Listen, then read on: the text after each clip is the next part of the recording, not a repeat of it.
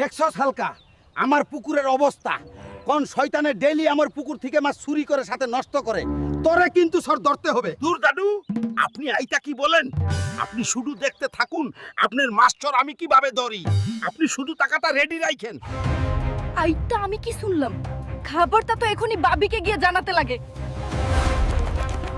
ও ভাবি, খাবার তো বেতাল হইয়া গেছে। দাদু তো পুকুর পাহারা দেবার জন্য হালকাকে লইছে। এখন আমরা মাছ খাবো কিভাবে? এই যে নিয়ে এলাম অক্সিজেন ট্যাঙ্ক। ভাবি দেখুন, আশেপাশে তো মনে হয় কেউ নেই। চলুন শিগগিরই জালটা ফেলে মাছ মেরে সটকে পড়ি। এই যে দৌড়ে ফেললাম ভাবি। এখন কি হবে? খেলা তো হবে সকালে। দাদু, আই নাও তোমার মাস্টার, এখন আমার টাকা দেও। টাকা? কিসের টাকা? আরে এই দুই ভাবি